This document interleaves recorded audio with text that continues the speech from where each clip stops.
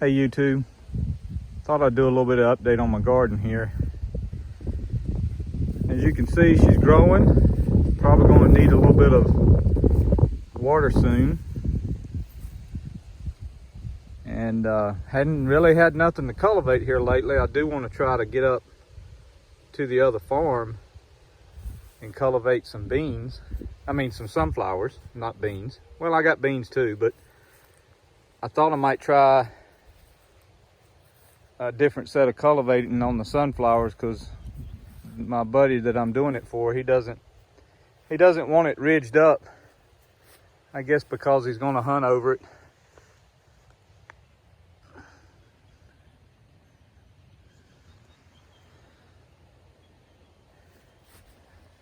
Thought I might walk over here and show you a little bit of some of my equipment. I think you guys have probably seen some of it through side parts. This here is just a coal packer I picked up. It doesn't have any wheels or anything on it. You have to pull it wherever you go. And this is a little bog hare I picked up one day. I have one just like it. I may try to get it out and show you a video of it one day. I rebuilt one. It was my grandpa's. He bought it when he bought the Farmall 100 that I learned how to drive on. It was the first tractor I ever drove. I'll see if I can do a video on it. But I did rebuild the hare completely and paint it, and I put it in my other shed. And I went to Alabama to pick this little jewel up. It's just a little leveling hare. Has all the cleaners on it. Good disc. It does have spool bearings, but as long as you keep them greased, spool bearings is okay. One of my other buddies seen this at a tractor dealership, and he bought it for me under the notion that he just felt like I needed it, and which I did. So I ended up buying it from him, and I appreciate he got it. It's a King disc. King is the brand, and it has sealed bearings, which thankfully I can get those bearings from Ag Supply. Somebody said on one of the videos that it was squeaking, and they do that a little bit, but I don't generally worry about them until they're loose. And this is what I call my little chisel plow. It's got wheels on it to keep from going in too deep. I actually restored it and painted it, but it's obviously been sitting out in the weather. And it was just a couple of miles down the road, and I saw it and said, man, I think I'd like to have that for my 140.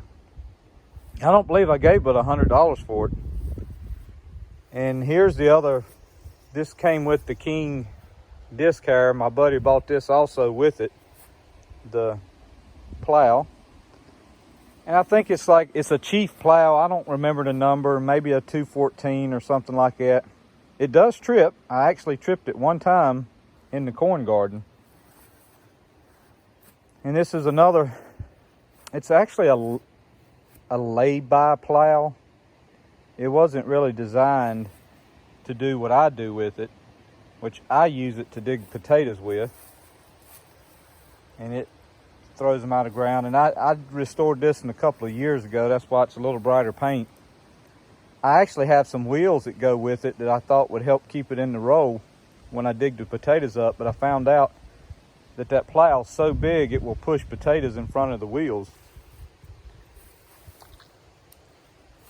And a little scrape blade, not sure what brand it is, but it does good. If I need to push stuff back like this, it works good. And last but not least, a little scoop pan for the 140, and you put that string right there on your seat and you can pull it and dump the load. And if you're not in a big hurry, it will work. It may take you a little while, but it will work. It will dig a ditch. I dug a ditch in front of my tractor shed over there with it to keep water from going in the tractor shed. But I'll walk over here and show you a few things I have in the tractor shed. Here's my Holland tobacco planter. We use this in the 80s. It's our original planter. I put that barrel on in place of the metal barrel. I used it some 2 or 3 years ago planting sweet potatoes, and I kind of got disgusted because the deer eat them up before they'd even grow. But I got it back out this year. I'm gonna kind of tune up on it a little bit, and I think I'll plant some sweet potatoes next year in that field of my buddies that has sunflowers in it. But it's a pretty good little planter. It's planted a lot of tobacco, but it was actually up the road to one of my other friend's house. He was going to use it to plant hemp, but he decided to make him a 1-row carousel planter. It's the same guy that owns the 274 that I showed you on a video. So he just made a one-row carousel planter, and he never used it. So I brought it back home the other day. And here's something I did. I probably might get a lot of slack for doing this, but I planted some watermelons in here. And my plan is just to let them grow out of this container and just grow in this little area right here. And just keep watering and feeding them fertilizer and have me a couple of good watermelons. That's a tree that was growing up, white oak that was growing up at a neighbor's house, and so I took it and thought, well, maybe if I can get it to live, I'll plant it out in the yard in a couple of years. I didn't raise many cucumbers and stuff this year, so I planted some cucumbers over here, and I'm gonna let them just go up that post. And then here's my potato plants that I planted. I had left over from that 1 row that I thought, well, I'll try them in this bucket here, and maybe we'll get some gigantic potatoes.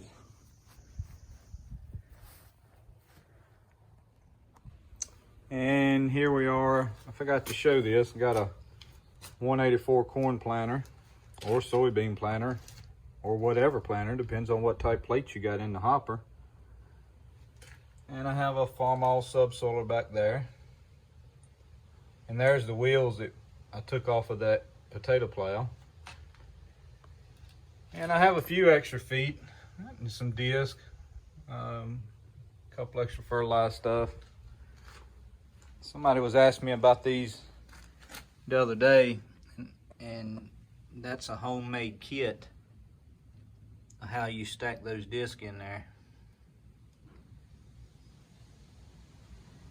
I don't remember honestly where I got it. I've had this set for 10 or 12 years, and it really throws the dirt if you're looking to put some dirt up. I want to do some work on my tractor this fall. I've worked on equipment and gathered equipment up, but I've never really, I take and pull maintenance on the tractor, but I just haven't fixed some things like the headlamps and the steering I haven't fixed. So I want to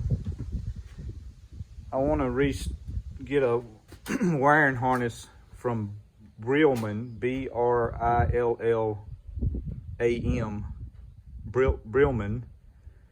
He sells quality restoration wiring harnesses. I want to get a wiring harness and rebuild my dash and get some lights and put on it.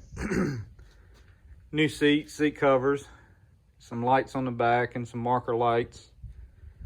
And then I'd like to rebuild the steering. Somebody said in one of the videos that I needed to rebuild my steering, and I said, yes, that would be nice. But unfortunately with a 140, that requires you taking a lot of stuff off, pretty much the whole front end of the tractor. But just do a few things to it. We may do that this fall and winter. We gather up the parts and video it and take you guys through it with me. I appreciate all the subscribers. I appreciate everybody that watches my videos. Sometimes I know it may be far between videos, but you don't have cultivating each and every day. These arms right here, a lot of people has asked me about these rolling cultivators. You can get the rolling cultivators brand new from Ag Supply, And this arm that I got my hand on, Birch Tractors, B-U-R-C-H-T Tractors. He sells that. Actually, he sells a lot of 140 stuff. He can even get these right here. I wouldn't mind having some myself. He can get this and those that have been remanufactured to somebody's actually die casting them again. He can get parts for the fertilized drives in here. He has these. He has these new cuffs. He has quite a bit of stuff, and he's a pretty good fellow, and it doesn't live too far from me. Here's the dash. Most of you noticed that I have a yellow dash on my tractor because I picked it up at a tractor graveyard. This one's bent. This is the original one on it, and I want to take it and get it fixed back. And once I get that new wiring harness, I want to put this dash back in it, but I got to do some work to it.